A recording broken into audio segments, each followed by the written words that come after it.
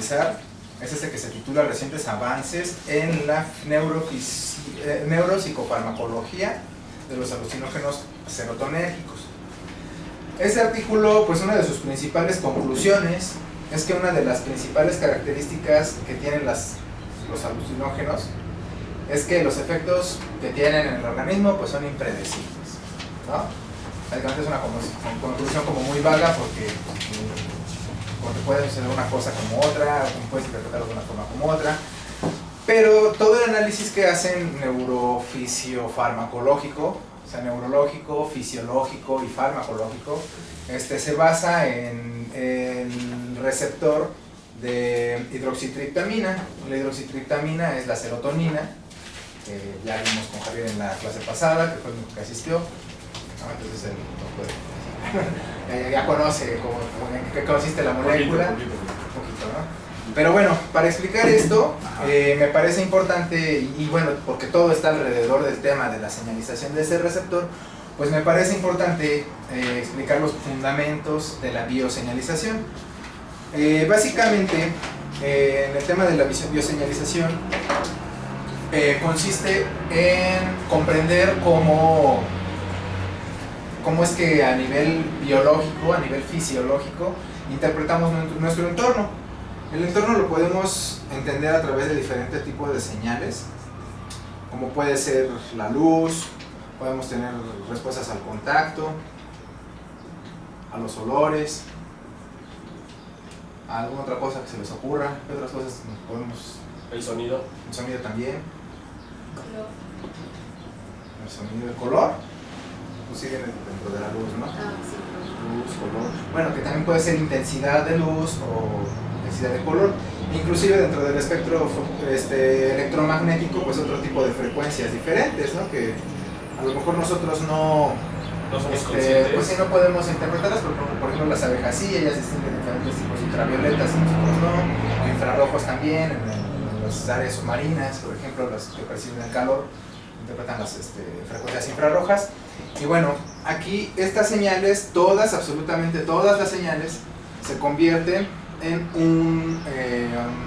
una respuesta química, ¿no? Una respuesta. O sea, es como la señal externa, el cuerpo la transforma en una señal química, ¿no? Uh-huh.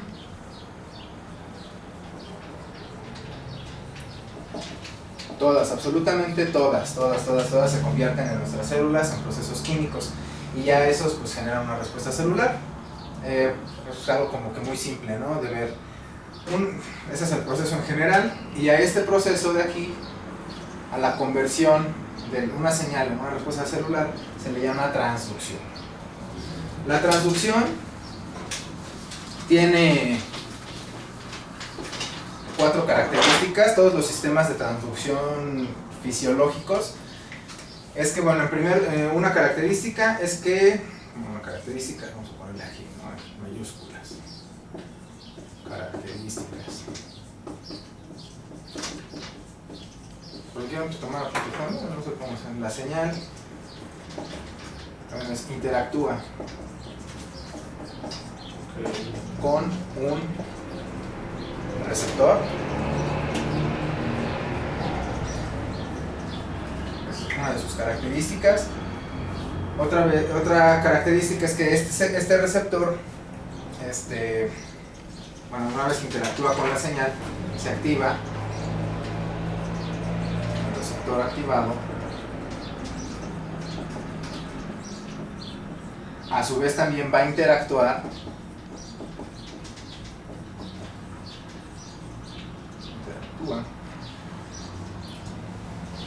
con una respuesta celular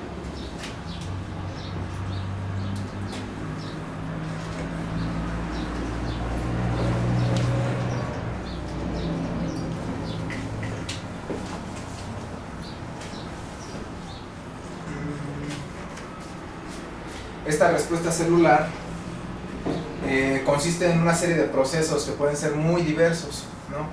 Y esa serie de procesos se le llama actividad metabólica, ¿no? Vamos a poner una respuesta celular, una actividad metabólica. La transducción es la actividad metabólica. ¿Perdón? ¿La transducción es la actividad metabólica? No, la transducción tiene todas El esas proceso, características. La actividad metabólica es un proceso dentro de la transducción. O sea, inclusive la interacción de la señal con el receptor es parte del Es proceso como de la el transducción. comienzo de la transducción, Ujú. por así decirlo. Sí. Visto de fuera para adentro, ¿no? Ajá, o sea, si pones el conjunto, la transducción es el conjunto grandote y la actividad metabólica es un subconjunto dentro del conjunto de la transducción, es una parte. Sí, sí, sí. Y bueno, esa actividad metabólica permea un cambio.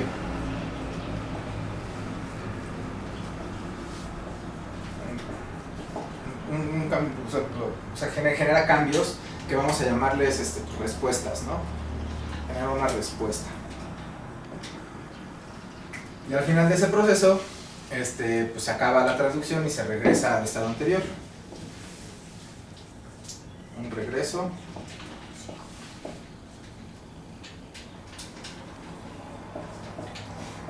Al estado 1.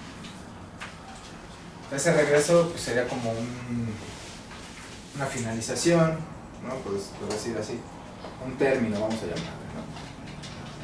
O sea, se acaba, pero se regresa al estado de reposo, ¿no? O al estado de espera. La transducción tiene esas 4 características, todos los sistemas de transducción.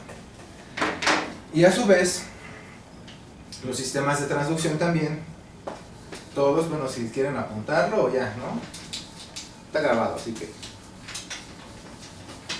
creo que en las clases de hoy ya no se toman muchos apuntes, ya toman más fotos, ¿no? Y ya nunca ven.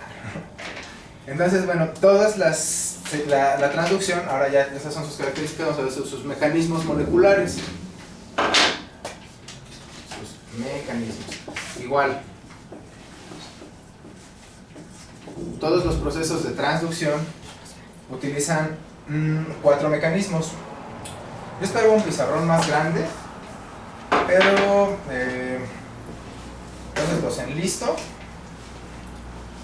Los mecanismos son especificidad,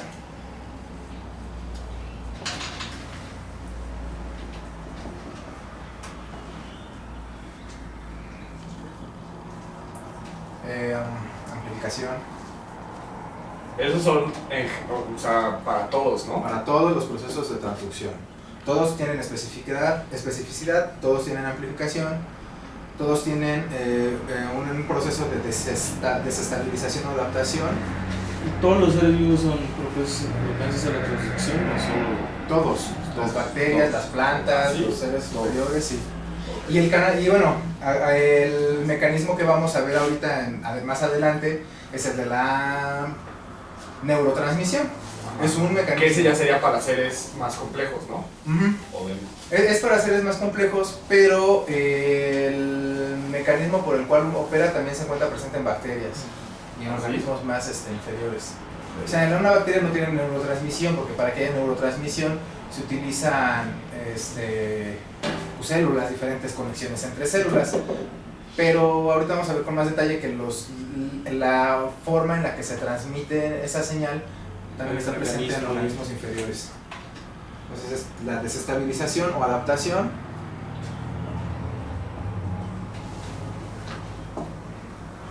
Y la integración.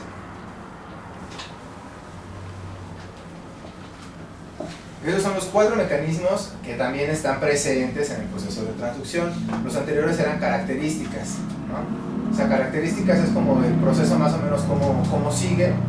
O sea, primero se interactúa con un receptor, luego se convierte en una respuesta celular, esa respuesta genera una actividad metabólica y luego la señal pues, se termina y se regresa al estado inicial. O sea, es como un ciclo.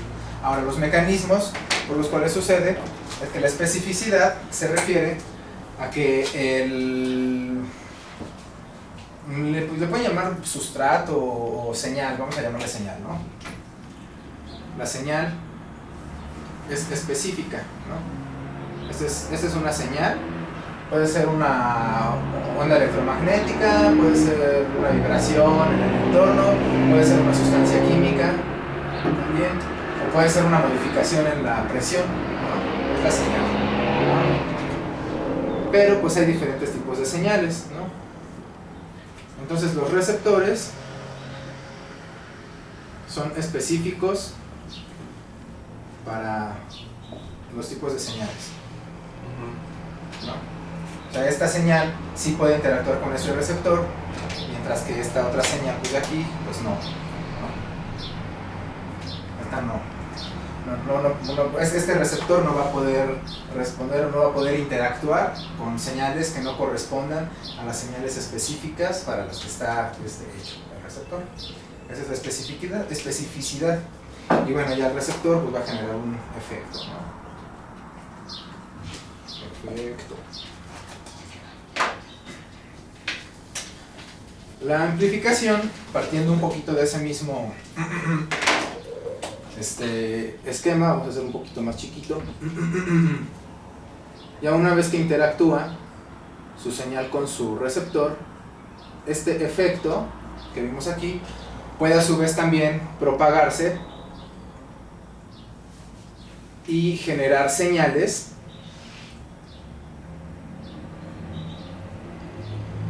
diferentes señales que van a interactuar a su vez con otro tipo de receptores. Este sería un receptor 1, este es un receptor 2.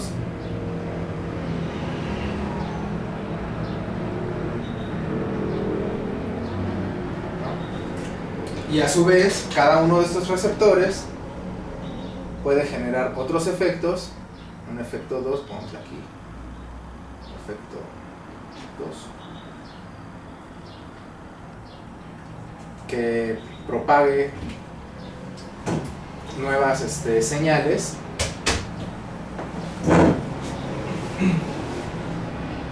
con otros receptores.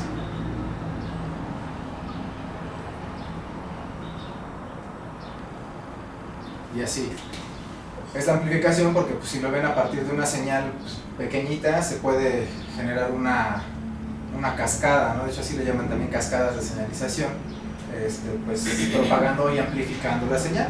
Pero entonces ahí es el receptor el que amplifica la el primero es el que recibe primero, pero después es el que... Sí, el efecto que produce, ¿no?, esta interacción amplifica, genera dentro de sus resultados, su respuesta. Ya ven la tercera característica que genera una respuesta. Esa respuesta, esa actividad metabólica puede generar otro tipo de señales que a su vez pueden interactuar con otros receptores, ¿no? Y puede generar varias, o sea, no nada más una. Se puede generar, a lo mejor esta interacción te libera 3, y específicamente pueden ser 2 o 3, y a su vez cada uno de estos puede tener otras 3 y va generando un crecimiento en la señal, se amplifican en los sistemas. O sea que por así decirlo va como humanizando esa señal que venía a producir de fuera y la va conectando con los receptores que nuestro cuerpo puede amplificar o como multiplicar. Sí, bueno, por ejemplo en electricidad pues, es como lo que hacen los amplificadores, ¿no? Que tienen por ejemplo una corriente aquí con una bobina, y si le pones aquí un chorro de espiras más grandotas, creo que así va, ¿no? Esta corriente pues tiene una intensidad chiquita, pero esta intensidad de corriente se vuelve más grandota si esto es un imán. Pues esa era mi pregunta, porque ahí yo veo como una ramificación y no noto una amplificación en intensidad. Sí. O sea, también la señal se hace más grande o solo se ramifica. Se hace más grande. Si te fijas, estas señales vienen siendo, esta señal S2, S2, S2 es la misma señal. Como que se multiplica. Pero incrementada en cantidad, nada más que no es como la electricidad, así que es como más mecánica, ¿no? Se multiplica. Es más sofisticada, ¿no? Ajá, puede diversificarse, es decir, que aquí estamos para fines ilustrativos diciendo que el efecto 1 va a producir una señal 2, pero una señal 2 multiplicada, pero a su vez también puede producir otras señales, o sea, es esta misma interacción, puede producir otro tipo de señales en diferentes sistemas. Direcciones, ¿no? Sí, en diferentes direcciones. Pero aquí, pues para fines prácticos, nada más vamos a dejarlo con una para ilustrar esa amplificación. ¿Se ramifica? Sí se diversifica. Pero concretamente en este mecanismo de amplificación estamos ignorando la parte de diversificación, o sea, estamos ignorando otro tipo de posibles señales, nos estamos centrando en una, pero una que se genera varias veces en la misma señal. O sea, un haz de luz, o bueno, no, una molécula de un fármaco interactúa con un receptor, y ese efecto puede liberar de ese receptor tres moléculas diferentes que van a ser señales que van a interactuar con otros receptores. Así. ¿Y esa ramificación sí depende de la señal de entrada, de la intensidad de la señal de entrada? No, de una. No, aquí no es de la intensidad, nada más estamos viendo con una sola. O sea, no hay como un rango de...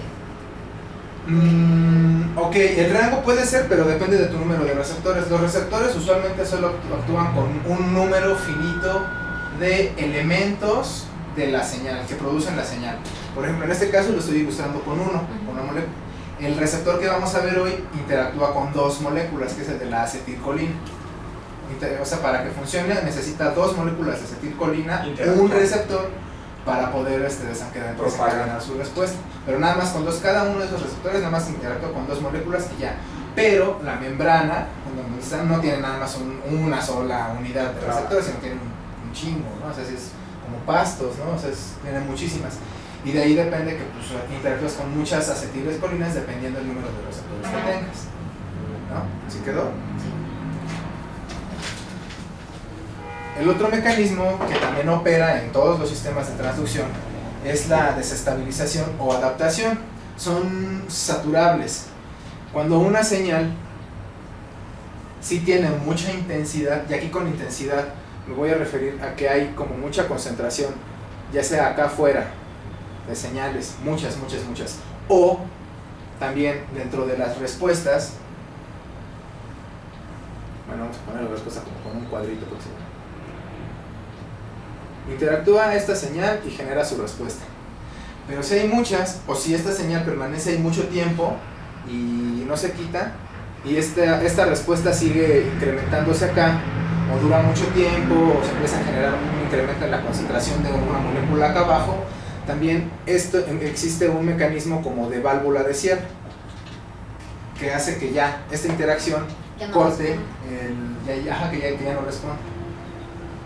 Y eso se le llama adaptación. Sí, es adaptación o desestabilización. Cuando bloqueas la entrada.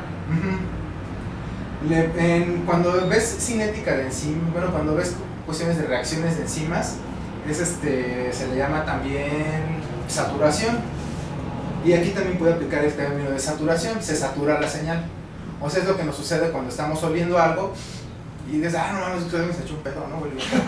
Y ya pues de repente dices, ya se pasó. Y entra otra persona y dice, no manches, aquí huele a pata, a pedo, ¿no? Pues sí huele, pero ya tú ya te acostumbraste. Ya hubo una saturación y ya tu sistema, tu receptor deja de emitir respuesta. Porque sí tiene la señal. O sea, entonces más bien respuesta. Lo que pasaría es que amplifica con muy poca señal y puede bloquear cuando es bastante, ¿no? Sí, la amplificación es un mecanismo que sucede. Y independientemente, vamos a ver aquí por separado, sí, la saturación. La saturación es otra cosa. Aquí tú sí puedes hacer una amplificación. Y ya dentro de sistemas más específicos, a lo mejor el efecto inmediato no es el que satura luego ese sistema, sino puede ser otro producto más alejado de toda la cascada de señalización. Entonces, que tiene que ser bloqueada para que le llegue al que viene después. Al de origen. Ahorita por eso son cuadritos y bolitas, porque no estamos viendo nada específico. Es decir, este es el receptor 0, ¿no? Porque ya le puse aquí 1, entonces es el REC, ¿no? Porque eso es R de respuesta y REC de receptor. Sí. Lo tenemos como R receptor y respuesta. Y en la integración es otro mecanismo también de los sistemas de transducción, en el cual, por ejemplo, podemos tener por un lado un sistema, ¿no? Receptor 1, en el cual genere respuestas amplificadas, pero a su vez que esté acoplado esto, y aquí vamos a hacer énfasis en esta parte de acá abajo,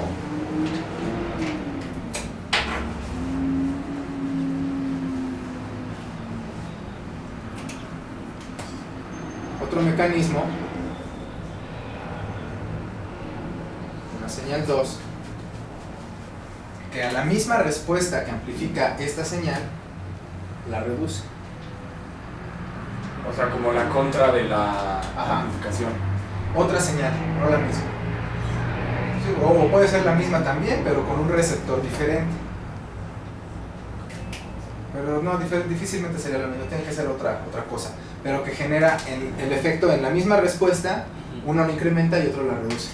Esa es la integración, se encuentran integradas las respuestas, ¿no? Estos son los mecanismos que también operan en los sistemas de transducción.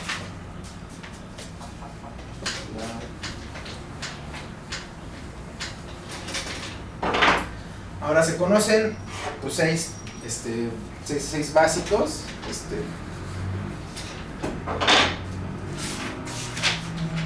Y los mecanismos siempre suceden, o sea, escalados así como los pusiste ahorita, 1, 2, 3 como fases.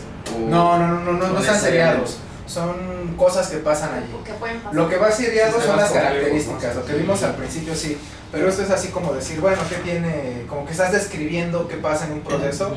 Son como que características del proceso, características específicas. A los primeros les llamé características, pero son... O sea, pero es como que tienen una múltiple función, pero tampoco hacen todo, ¿no? Es que no es un ciclo, están presentes, son procesos presentes. Más o menos tienen ese orden, porque pues la especificidad va relacionada porque sí, pues primero interactúa con Eso siempre pasa. el mecanismo. Siempre es específico, ¿no? Siempre es específico y por lo general por ahí empieza, de hecho sí lo pueden ver así también. No, pero sí pueden ver que bueno, la especificidad, pues, si no llega a la señal específica, pues no va a haber amplificación porque pero son descripciones Funcionan a la de par, procesos. ¿no? Por decir casi. Integrados, funcionan juntos. Conectados. Ya los 6, es que yo usé la palabra mecanismos. 6 modalidades, llamémosle, de la transducción que están pues, bastante bien estudiados. Son, vamos a poner modalidades. La traducción son 6. Vamos aquí las enumero. Son las de... ¿cuál era?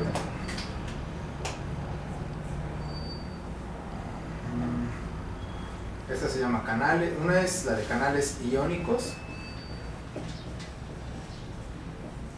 De compuerta. Dislexia regulada.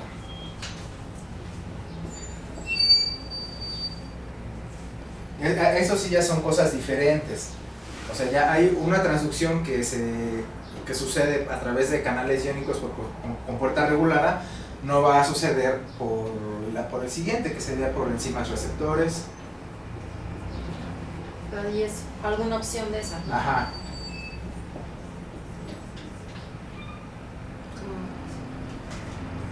Receptores de serpentina.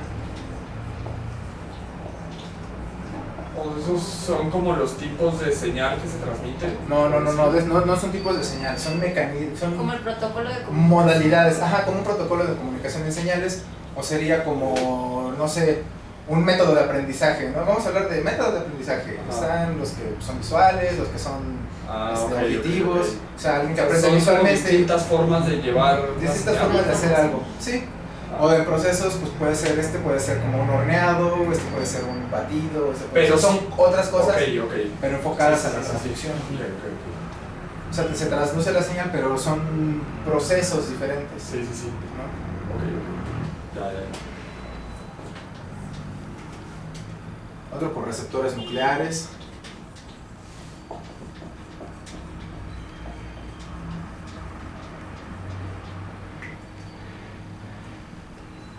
Otro por receptores de actividad enzimática, actividad enzimática intrínseca.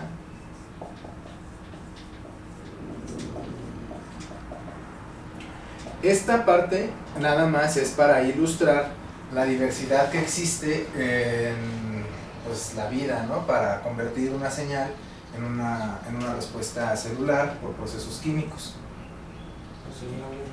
Ajá. O sea, no receptores de adhesión.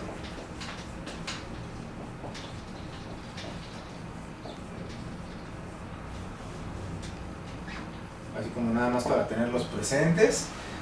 Pero el único que vamos a ver y por el cual se lleva a cabo la neurotransmisión es el primero. El de los canales iónicos de compuerta regular.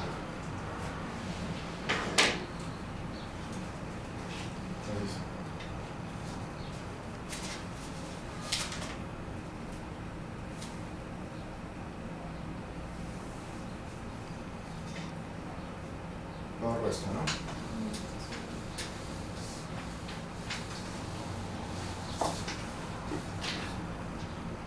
Y subimos este título para acá.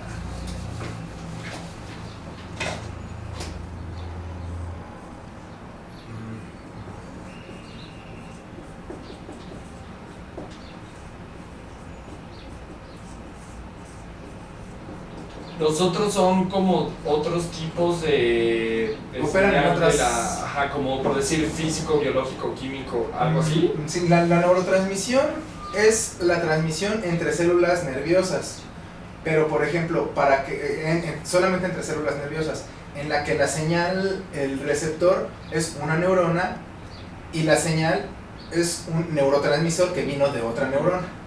Ok. En eso consiste la neurotransmisión. Ok.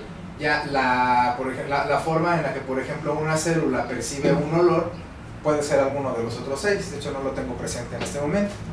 O puede ser también, por ejemplo, la liberación de una hormona. Una glándula libera una sustancia en cantidades pequeñitas, que así son, esa es una característica de las hormonas, y esas hormonas son señales que reciben otro tipo de receptores y generan otra respuesta, que finalmente pues se conduce, o sea, llegan a un proceso de neurotransmisión. Por eso que vamos a ver primero este. Y bueno, pues también las vibraciones auditivas, por ejemplo, en el tímpano, el equilibrio en los cilios que están en el caracol del oído también. Esas señales, tenemos como unas gotitas de agua así y unos pelitos que pues cuando te mueves notan esa inclinación y lo convierten en una señal química. Esos no los vamos a ver. Nada más vamos a ver la neurotransmisión, que es la señal que vino de una neurona. ¿Quién sabe qué provocó la neurona, la señal en la neurona primigenia, bueno, la primera, pero ya una vez que esa neurona emitió ese neurotransmisor que es una sustancia, un neurotransmisor es una molécula, el neurotransmisor activa un receptor de otra neurona y transfiere la señal a través de la neurona. Eso es lo que vamos a ver. Ese mecanismo es la de transducción, es la de canales iónicos, de compuerta. La palabra clave es regular.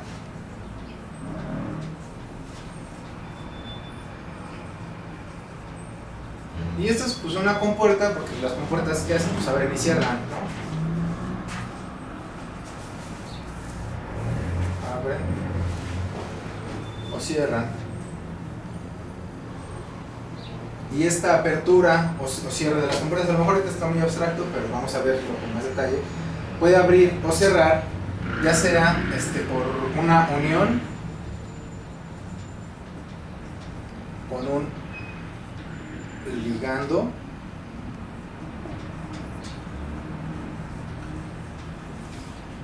este ligando viene siendo la señal que para este caso específico que vamos a ver es un neurotransmisor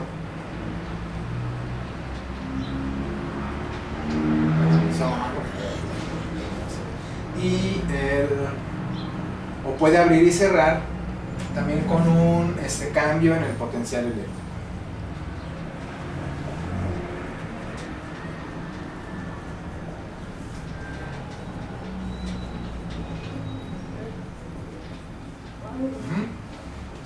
Lo de la unión con un ligando, eso lo estuvimos viendo, viene siendo como la especificidad que hay en esos señales y los receptores. La señal es el ligando y el receptor pues es el receptor. Esa señal específicamente en el caso de la neurotransmisión se le llama neurotransmisor, y también hay muchos tipos de neurotransmisores. Pero ya no es un receptor simple, sino ya es un neuroreceptor, por decirlo así. Ajá, sí, hay varios, sí, un neuroreceptor, y hay varios. El de la serotonina es uno, que es donde actúa lo mejor lo que nos interesa, pero el más estudiado es el de la acetilcolina, uno básico y fácil de entender, que es el que vamos a ver ahorita, y también está relacionado. Okay. Pero bueno, puede abrir y cerrar, esto es lo importante, el canal iónico, o sea, no perderse, el canal iónico de la compuerta. Canal iónico básicamente ahorita lo vamos a ver con más detalle. De hecho, yo creo que ya empiezo con esa parte. tenemos membranas. Esta es una membrana. Membrana. Y en las membranas tenemos una parte que está afuera y otra parte que está dentro de la célula, ¿no? Entonces, pues aquí y aquí hay líquido, hay agua con iones y con muchas cosas. Lo que esté disuelto en esas soluciones pues se llaman solutos, ¿no? El agua es el solvente, pero hay diferentes concentraciones, ¿no? En química, esto para cuando vean artículos así, siempre que se pone algo entre corchetes, significa concentración. Concentración de X, pues concentración de un soluto X, ¿no? Pueden ponerle concentración de sodio, iones, pues concentración de iones de sodio, concentración de iones de hidrógeno, y así pues concentración, así se resume. Cuando ya lean un texto de bioquímica, lo que ven entre corchetes es concentración. Entonces afuera hay concentraciones de X, adentro también hay una concentración de X, pero cuando hay diferencias en las concentraciones, ya sea que afuera hay una concentración baja, adentro una alta, ocurre un fenómeno que se llama presión osmótica, que sucede cuando las membranas son semipermeables. Semimpermeable quiere decir que de aquí para acá no puede pasar el solvente, el agua no pasa, pero sí pueden pasar los iones. Entonces, en membranas semipermeables ocurre la ósmosis. Y la ósmosis es eso. Es un proceso en el que de donde hay unas concentraciones más altas, de hecho, creo que mejor lo voy a poner no con flechas, sino con el tamaño de la X. Aquí hay una concentración pequeñita, y aquí hay una concentración grandota.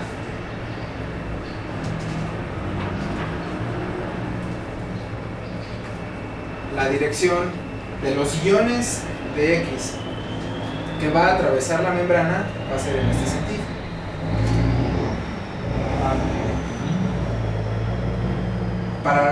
Bueno, no es cierto, aquí lo estoy cagando, corrijo. No pueden pasar los iones en la membrana, lo que puede pasar es el soluto. Para que pase el ion se necesita un canal. Y lo que va a pasar es el soluto, de hecho sí lo voy a poner. No lo quiero poner, pero sí. Hay un soluto. El soluto que está aquí, ¿no? Aquí también hay soluto. Que el soluto no importa la concentración, porque se supone que la concentración de los solutos con respecto a la de los iones es tan grande que las diferencias que haya no importan. Y lo que sí hay es un desplazamiento de soluto. Entonces, cuando tienes mucha concentración aquí y poquita aquí, lo que se va a buscar es igualar las concentraciones. Y para igualar las concentraciones se diluye de donde tienes más soluto a donde tienes más concentración, como para diluir. Haz de cuenta aquí, esta es agua con poquita azúcar, esta es agua que está pinche dulce.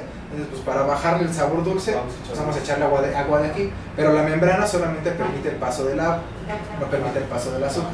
Ese proceso que se da de forma natural en las membranas es al que se llama ósmosis. Es presión osmótica, y a estas diferencias de concentración se le llama gradiente químico. Las diferencias de concentración. Gradiente químico, la concentración, y ya. Esa es la parte química, ¿no? Es un proceso químico. Entonces es importante hacer énfasis que se da en todas las células. En todas las membranas de las células. Sí, todas las células tienen membranas, por lo tanto todas las células están sujetas a esos procesos. Tanto dentro, hacia afuera de la célula, como dentro de la misma célula, entre organelos. Por ejemplo, el núcleo de las células que tienen núcleo, hay células que no lo tienen sus propias membranas y tienen otras concentraciones diferentes adentro. Sí. Los organelos también, las mitocondrias, por ejemplo, pues tienen sus propias membranas, las membranas mitocondriales, y también tienen diferentes concentraciones de algo adentro y afuera. Entonces, todas las partes de la célula tienen membranas, y todas las membranas funcionan con todas obedecen ese principio. Con esa lógica. Ya. Entonces, es importante tener esto en cuenta y diferenciarlo, porque también hay otra cosa que sucede en las membranas. Aquí nos estamos basando en las concentraciones. Pero esos iones pues también pueden tener una carga eléctrica. por ejemplo, existen iones positivos. Bueno, pues tenemos la sal. Aquí sigue la membrana. Cuando nosotros tenemos nuestro cloruro de sodio, nuestra sal de mesa, está así, ¿no? Solito. Y la sal por sí misma pues no tiene carga. Pero en el momento en el que entra en solución, se separan estos. El mecanismo también es interesante, pero no lo vamos a ver. En ion sodio con una carga positiva y ion cloro con una carga negativa. Se separan. Ahí están, pero están más dinámicos y se están moviendo. Entonces, en una membrana, eventualmente, puede suceder que tengamos muchas cargas positivas de un lado y poquitas cargas positivas del otro, o inclusive cargas negativas también, ¿no? Vamos a poner mejor la membrana en verde. Vamos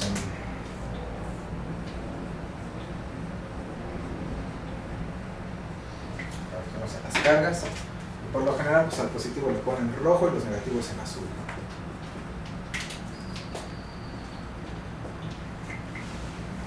Cuando una membrana tiene el mismo número de cargas de un lado que de otro, no hay una diferencia de potencial eléctrico. Están equilibradas las cargas, entonces está despolarizada. Cuando le empiezas a meter muchas cargas a un lado y siguen manteniéndose poquitas del otro, se empieza a polarizar la membrana. O incluso no que le metas muchas cargas positivas de un lado, también puedes meterle cargas negativas del otro. Y estas cargas negativas eventualmente van a anular las positivas, y si empiezan a predominar las negativas, va a haber todavía una mayor polarización, ¿no? Que es lo que le sucede en los sistemas eléctricos. ¿Sí? Sí. Bien. Que le llama diferencia de potencial. Que hay diferencias de potencial, así se le llama justamente, es una diferencia de potencial. Y que en electricidad pues, lo manejan con la letra V, ¿no? Nosotros vamos a llamarle así, un potencial de membrana. Un voltaje, se puede generar un voltaje cuando hay una diferencia de potencial.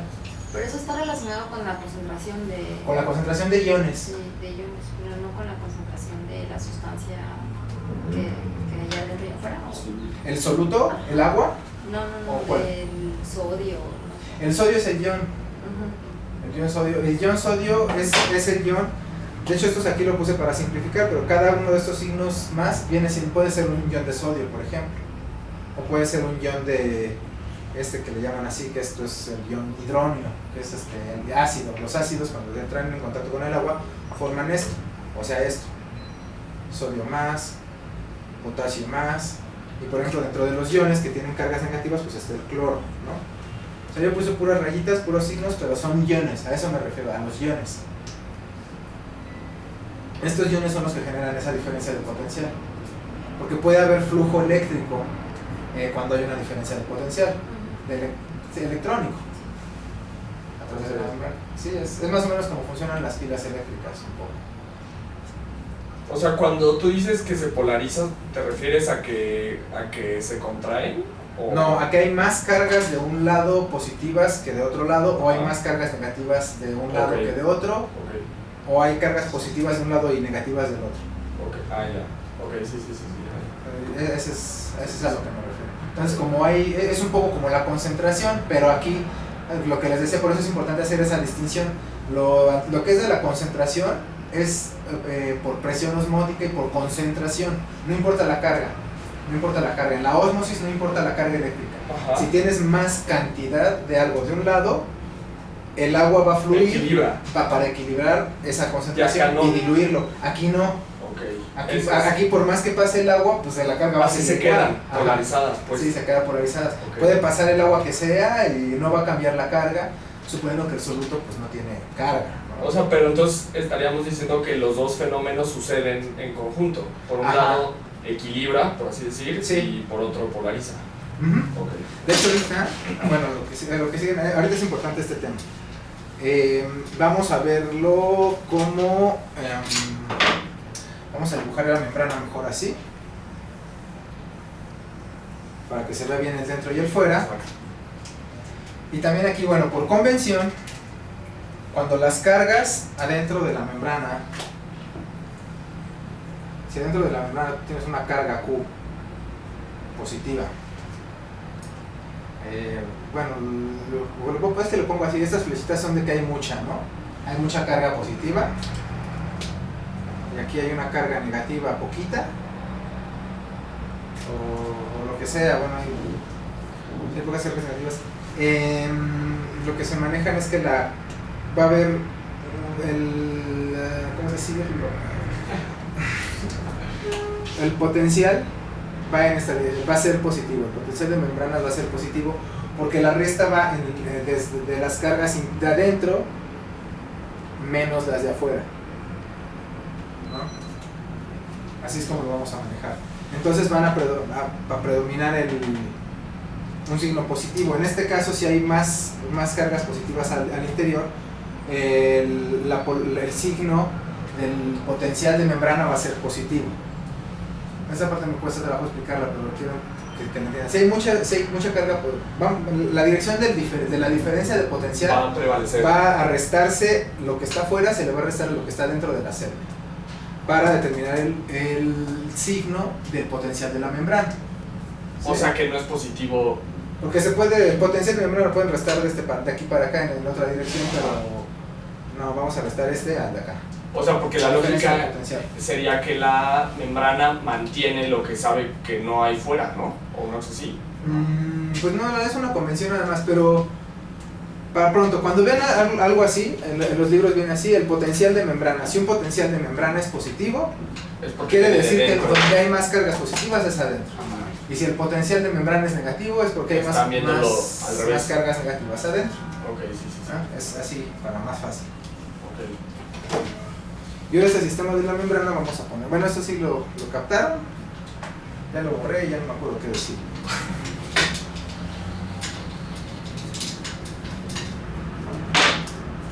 Vamos a ver un poquito más con detalle ese potencial eléctrico de la membrana.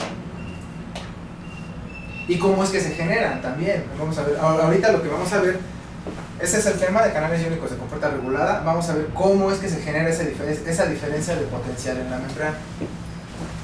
¿Qué onda? ¿Cómo vamos de tiempo? Bien. Va bien. Aquí hay una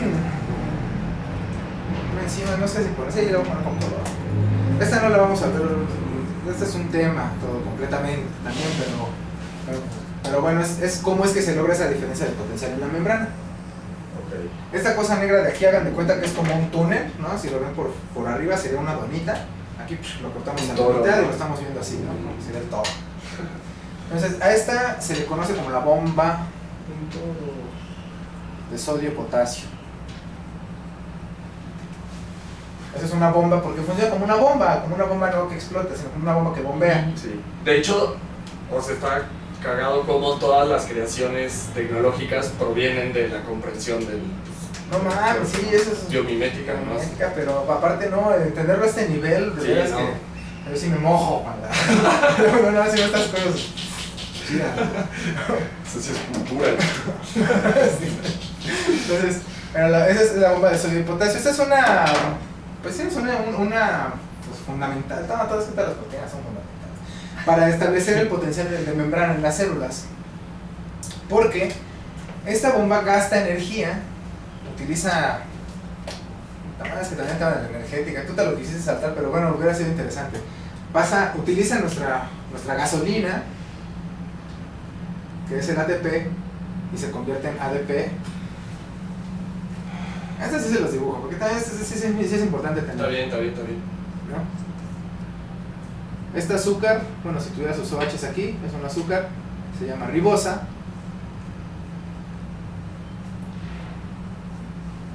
¿Cómo es? Por acá, así, por aquí.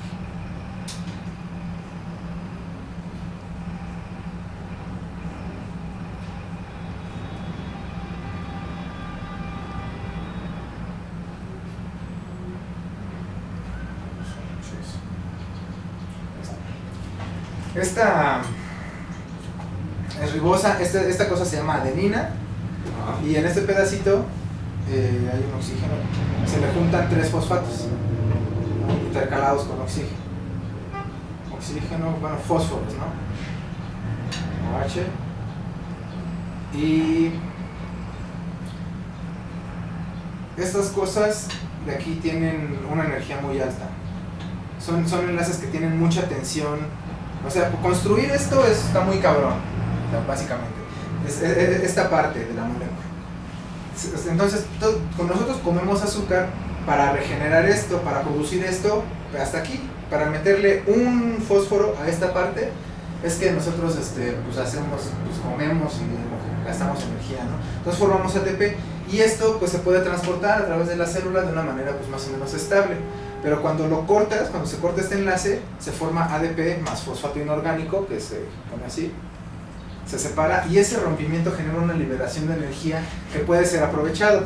Digo que es como la gasolina, porque pues ese es el chiste de la gasolina, ¿no? O sea, lo que haces con la gasolina es tener un líquido allí que a la hora de que lo quemas, pues lo puedes aprovechar como energía para que se mueva tu carro o para que se mueva un motor. Y así esta es la gasolina de todos los procesos. Hay otras moléculas energéticas, pero esta es como que la principal, ¿no? Entonces, para que se haga este proceso, para que esta cosa funcione, gasta una molécula de esto que les dibujé acá abajo, la rompe un enlace, para acá. Así se ilustra en los libros de bioquímica, cuando lo vean, pues eso es lo que quiere decir. Y el efecto que produce es hacer algo que va en contra de las reglas naturales, ¿no? Se puede decir, saca del interior de la célula 3 iones de sodio, ahora sí, 3 sodios, la saca y al mismo tiempo mete al interior de la célula 2 potasios.